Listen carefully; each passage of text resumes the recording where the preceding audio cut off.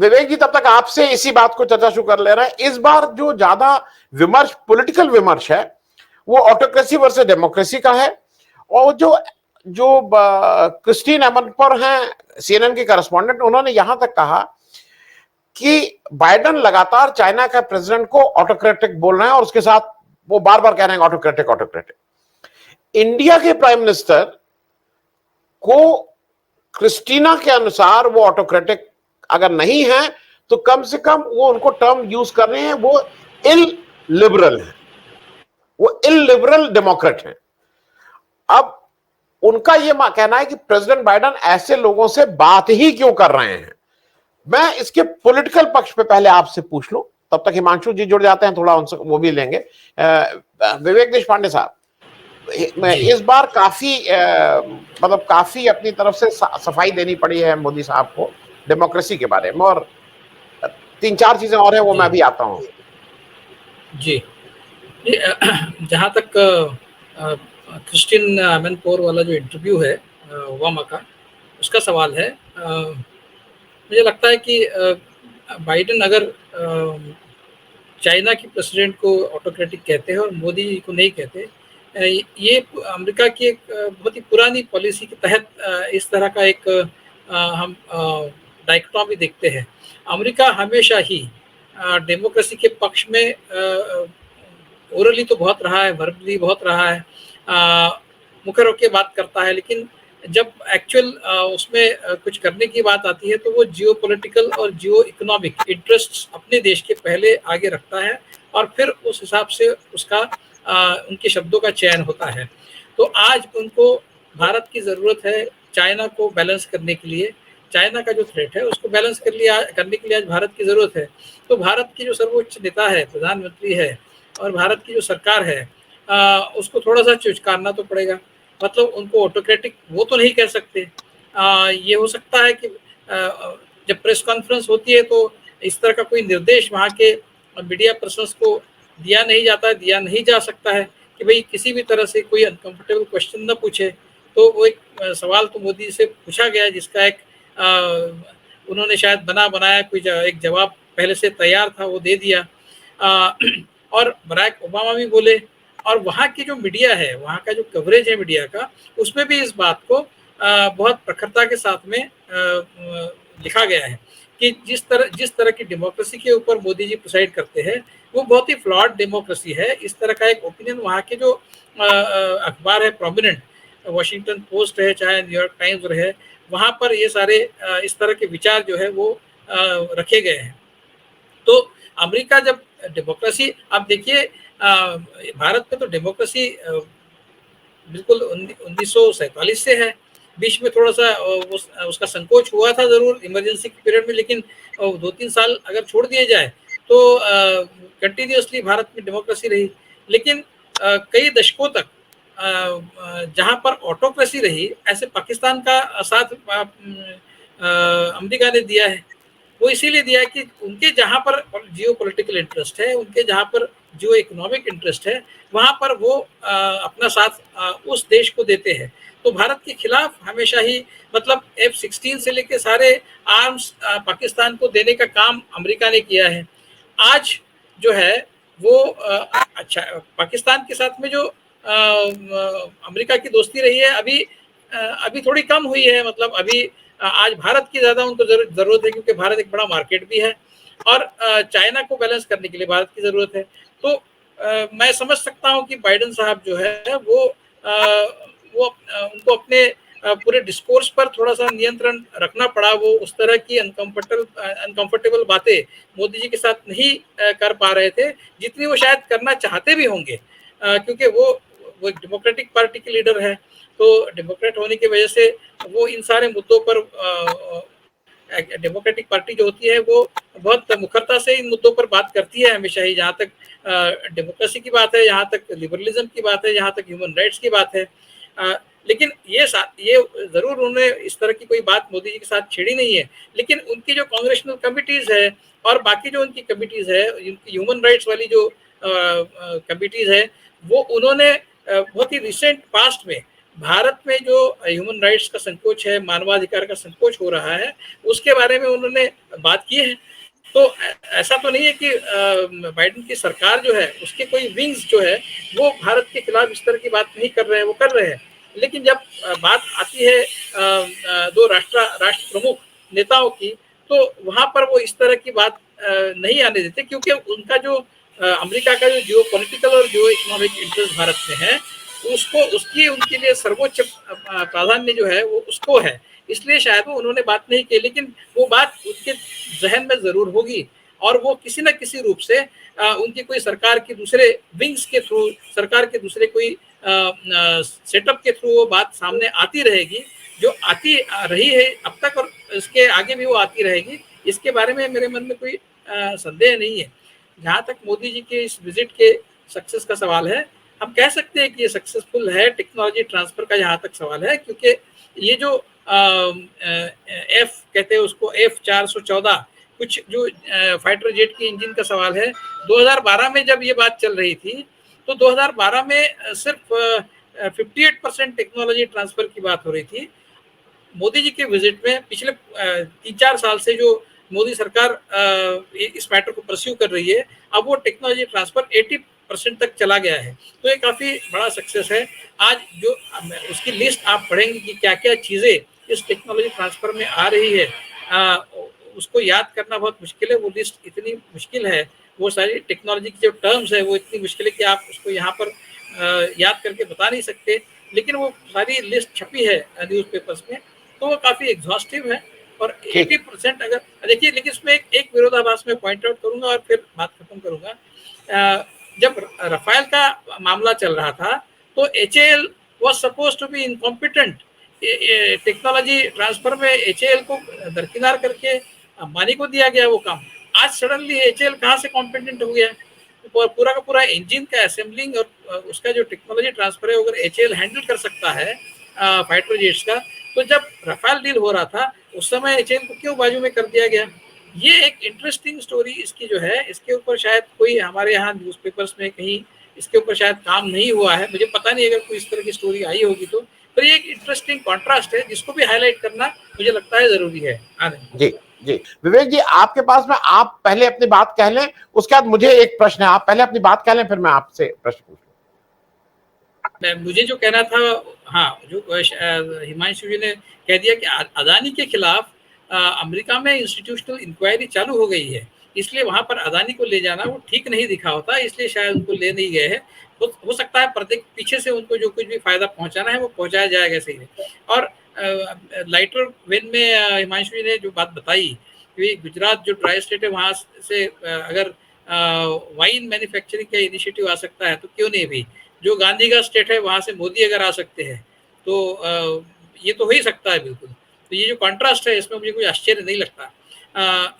और आपको जो सवाल पूछना है पूछ लीजिए। मुझे जो अमेरिका और भारत का जो इंटरडिपेंडेंस है उसके बारे में कुछ कहना था, वो अगर मैं बोलिए आप। बाद में आपका सवाल कुछ भी है, ये ऐसा है नहीं, मैं सवाल पूछ लूं तो सारे, मैं सवाल पूछ लूं, दोनों चीजें एक साथ ही हो जाएंगी, दोनों एक साथ। पूछ ली। मेरा इस बार की जो विजिट थी उसपे 4 चीजें बहुत से लोगों ने कहा है कि स्पष्ट हुआ है, जो वहां की प्रेस ने, वहां के सांसदों ने, वहां की सिविल सोसाइटी ने उठाया है।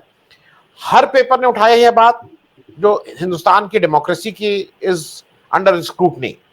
दूसरी बात, ह्यूमन राइट्स के रिकॉर्ड का, हिंदुस्तान का ह्यूमन राइट्स का record under the Premiership of BJP खराब है, इस पे बात उठी है। ट्रीटमेंट ऑफ मुस्लिम की बात बार बार उठ रही है। और चौथा, प्रेस फ्रीडम की बात। ये 4 चीजें हर व्यक्ति ने घुमा फिरा के किसी को एक नंबर पे रखा है, किसी को, लेकिन इन 4 चीजों को पे जरूर कोई ना कोई, वहां का मीडिया, वहां के लोग बहुत प्रखर हैं, वो हिंदुस्तान की तरफ देख रहे हैं, क्योंकि उनको लगता है कि लार्जेस्ट डेमोक्रेसी में अगर ये सब चीजें कॉम्प्रोमाइज हो जाएंगी, तो जैसी बात शायद राहुल गांधी कहते हैं कि आज दुनिया के डेमोक्रेसी की जिम्मेदारी हिंदुस्तानी डेमोक्रेसी के ऊपर बहुत बड़ी है। ये एक बड़ी जिम्मेदारी है इंडियन लोकतंत्र पर। जी। मैं पहले, हम जो यूएस और इंडिया का जो रिलेशनशिप है वो कैसे अमेरिकन जियो पॉलिटिकल और जियो इकोनॉमिक इंटरेस्ट पे वो उसका पिवोट है और उसके इर्द गिर्द घूमता है, ऐसा ये हम मानते हैं और सच है। इसके कई उदाहरण हम ये पूरे डिस्कशन में हमने दिए भी है। लेकिन दूसरे एंगल से भी देखना बहुत ज़रूरी है। ऐसा नहीं है कि अमेरिका को सिर्फ भारत की ज़रूरत है, भारत को भी अमेरिका की उतनी ही ज़रूरत है। इसलिए कि डिफेंस में जो अभी रशिया के साथ में हमारा जो कुछ भी रशिया से हम डिफेंस इक्विपमेंट लेते हैं, यूक्रेन का जो युद्ध है वो बहुत प्रोट्रैक्टेड हो गया है, बहुत लंबा चल रहा है, जिसके चलते वहाँ की डिफेंस इंडस्ट्री पे स्ट्रेन आ गया है। और अगर ये ऐसे ही चलता रहा तो हो सकता है कि रशिया से हमें उस तरह का डिफेंस इंपोर्ट जो हमारा है वो उतने लेवल पे ना हो पाए। शायद रशिया उतनी डिफेंस इक्विपमेंट हमको न पहुंचाए पाए, ऐसा हो सकता है। इसलिए हमको डिफेंस इक्विपमेंट अगर कहीं से लेना है, यूरोप के साथ में हमने पंगा ले लिया है। हमारे जो विदेश मंत्री है वो यूरोपियन देशों को खरी खरी सुना देते हैं। जब यूक्रेन युद्ध की बात आती है तो हम यूरोप को खरी खरी हमने सुना दी है। तो वहां से कुछ मदद मिलने की पॉसिबिलिटी नहीं है। और यहाँ से रशिया से जो ऑयल लेकर उसके जो प्रोडक्ट्स है हम यूरोप में बेच रहे हैं, जैसे कि पहले बताया गया, तो उसके चलते भी यूरोप में काफी इस बात पर नाराजगी है। अभी हमारा एक ही जो मित्र है जो अमेरिका बचा है, जहां से हम स्ट्रेटेजिक ऑटोनॉमी की जो बात करते हैं, तो वो ऑटोनॉमी हम कैसे लेंगे? वो ऑटोनॉमी अगर अचीव करनी है तो हम रशिया पे डिपेंड नहीं कर सकते। चाइना के साथ में हमारी दुश्मनी हो गई है। तो अभी अच्छा, एक ही ऐसा बड़ा देश है डेवलप कंट्री जिसके साथ में हमारा ट्रेड सरप्लस है, मतलब अमेरिका के साथ में हमारा ट्रेड सरप्लस है। तो हम अमेरिका को जितनी अमेरिका को हमारी जरूरत है उतनी जरूरत हमको भी अमेरिका की है। तो ये जो सिर्फ एक तरफा डिपेंडेंस नहीं है, इंटरडिपेंडेंस है। दूसरी बात ऐसी है कि हमारे अमेरिका के ऊपर अगर बहुत डेट का ये है, अगर काफी डेट हो गया है तो हमारे ऊपर भी है। जब से मोदी सरकार आया है तब से मुझे लगता है कुछ 100 लाख करोड़ कुछ ज्यादा का डेट हमारे देश पर अभी आज है, डेट बर्डन है। और हमारा डेट टू जीडीपी रेशियो भी काफी खराब हो चुका है। तो हम जो सारा खरीदारी कर रहे हैं, इतनी जो दुनिया भर से हम खरीदारी कर रहे हैं, तो उसके लिए हम अगर डेट उठा रहे हैं तो हम अपनी आर्थिक स्थिति को वीक कर रहे हैं। और वो हमने डिमोनेटाइजेशन के बाद तो इतनी वीक कर दी थी, उसके बाद अगर हम डेट भी ले रहे हैं तो हम आर्थिक स्थिति हमारी जो है वो आर्थिक मजबूती जो है उसको जो झटका बैठता है, उसके चलते अमेरिका जो है वो हमारा एक ही ऐसा देश है जो हमारे साथ आज चल सकता है, ये हमें पता है। तो ये कोई ऐसा नहीं कि रेड कारपेट जो मोदी जी को दिया है उसमें हमारी कुछ जरूरत नहीं है, उनकी जरूरत है, इसीलिए वो रेड कारपेट दिया गया। हमारी भी उतनी जरूरत है। तो ये 1996-97 जब भी वाजपेयी सरकार थी, कुछ 13 महीनों के लिए उन्होंने वो न्यूक्लियर ब्लास्ट किया था। उसके बाद फिर जो एक तरह से न्यूक्लियर अपार्थाइड का हमें सामना करना पड़ा। तो न्यूक्लियर सप्लायर ग्रुप में हमारा कोई स्थान नहीं था। वो जो एक गैप पड़ा, एक 10-15 साल का, जो मनमोहन सिंह सरकार आने के बाद, तो ये आपने जो एक कदम उठाया था उस समय, उसके जो परिणाम है वो 15-20 साल तक हमें भुगतने पड़े थे। तो और जब आज जो हमारा मार्केट बना है, इकोनॉमी आज जो हमारी स्ट्रांग है, ये कांग्रेस की देन है, कांग्रेस सरकार की देन है। 91 में जब इकोनॉमिक लिबरलाइजेशन हुआ, उसके बाद जो भारत की इकोनॉमी में एक अपस्विंग हुआ, उसके चलते आज इस स्थिति में हम है कि हमारा एक इतना बड़ा मार्केट बन गया है। और हमारे मार्केट के चलते दुनिया के बड़े बड़े देश जो है उसके साथ में हम कुछ तरह का एक डील कर पा रहे हैं। तो ये जो है, इसमें ये मानना कि ये पूरा मोदी सरकार का अचीवमेंट है, ये एक अर्ध सत्य है। ये कांग्रेस ने जो नींव रखी थी, उस नींव के चलते आज भारत इस स्थिति में है, जिसकी वजह से हमारा निगोशिएटिंग पावर बढ़ा है। तो ये एक पर्सपेक्टिव में इस तरह से देखने की जरूरत है। हालांकि ये ठीक है, भक्तगण जो है वो तो उसको इसी लिहाज से देखिए कि ये तो मोदी जी के आने के बाद ही हुआ है, जिसमें कोई वो अर्ध सत्य है, हुआ नहीं है ऐसा नहीं है। लेकिन उसका ज्यादातर श्रेय जो है वो मनमोहन सिंह सरकार और जब नरसिंह राव सरकार ने ये लिबरलाइजेशन शुरू किया उसको जाता है। तो हमारी जो स्ट्रेटेजिक पावर भी बढ़ी है वो हमारी इकोनॉमिक पावर बढ़ने की वजह से ही बढ़ी है। तो ये सारे जो हमारे डिफेंस के इश्यूज है, हमारे इकोनॉमिक के इश्यूज है, इसको आज इसके चलते आज हमारा सबसे बड़ा जो जिसके ऊपर हमारा दारोमदार है वो है अमेरिका। जितनी अमेरिका को जरूरत है हमारी, उतनी हमको भी उनकी जरूरत है। ये सच जो है हमको समझना पड़ेगा। जहां तक मोदी जी के यूएस कांग्रेस में जो भाषण हुआ उसमें जितनी भी उन्होंने बातें कही, भाई मदर ऑफ डेमोक्रेसी वाली जो बात है, इससे बड़ा झूठ तो कुछ हो ही नहीं सकता। कहाँ से मदर ऑफ डेमोक्रेसी है भारत? जिस देश में हजारों साल वर्ण व्यवस्था रही, वहां डेमोक्रेसी कैसे रह सकती है? कब थी हमारे यहाँ डेमोक्रेसी? इतनी सिंपल सी लॉजिक है, कोई उसमें बहुत ज्यादा गहन जाने की जरूरत नहीं। जहां पर किसी एक 10-15% लोगों का हमेशा ही बोलबाला रहा, वही डिक्टेट करते रहे, जहां पर 85% लोग जो है उनको सिर्फ आदेश का पालन करना था, उस देश में डेमोक्रेसी कब थी? क्या बात कर रहे हैं आप? किसको बता रहे हैं आप कि हमारे देश में ये मदर ऑफ डेमोक्रेसी है? तो यूक्रेन युद्ध के बारे में भी आपकी जो स्थिति है, आपने जो स्टैंड लिया, वो भी कितना हिपोक्रिटिकल है। अगर आप यूक्रेन में युद्ध रुकवा सकते हैं, तो आप मणिपुर में क्यों नहीं रुकवा सकते? जहां तक डेमोक्रेसी की बात है, आज की डेमोक्रेसी की, पुराने जमाने में जो डेमोक्रेसी की बात करते हैं वो तो बोगस है, मैंने अभी बताया। लेकिन आज भी तुम्हारे यहाँ कहाँ डेमोक्रेसी है? ठीक है, पूरी तरह से डिक्टेटरशिप अभी नहीं आई है, इसीलिए हम आज जो बात कर पा रहे हैं इस चैनल पर, वो इसीलिए कर पा रहे हैं कि अभी पूरी तरह से डिक्टेटरशिप नहीं आई है। लेकिन अथॉरिटेरियनिज्म तो है। अथॉरिटेरियनिज्म ये पहला स्टेप होता है, उसके बाद डिक्टेटरशिप आती है। तो अथॉरिटेरियनिज्म तो आज हमारे देश में है और वो मोदी सरकार के चलते ही है। तो आप जिस डेमोक्रेसी की बात करते हैं, जिस मदर ऑफ डेमोक्रेसी की बात करते हैं, वहाँ यूएस कांग्रेस में जाके, ये ठीक है कि वहाँ के लोग ताली बजाते हैं, स्टैंडिंग ओवेशन होता है और वो ऑटोग्राफ लेते हैं। वो हर कोई लीडर जो कांग्रेस को एड्रेस करेगा, उसके साथ में ये होता है। कोई ऐसा विशेष मोदी जी के साथ में कुछ अलग हुआ ऐसा नहीं है।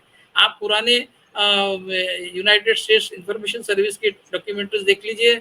जब नेहरू जी गए थे 1961 में या 63, मुझे एग्जैक्टली याद नहीं है, वो डॉक्यूमेंट्री आप देख लीजिए।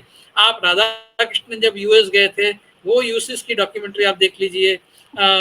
इस तरह का वेलकम, इस तरह का रेड कारपेट उस समय भी बिछा था, जबकि उस समय हम न तो इकोनॉमिक पावर थे, न मिलिट्री पावर थे, हम तो नॉन अलाइन मूवमेंट वाले थे।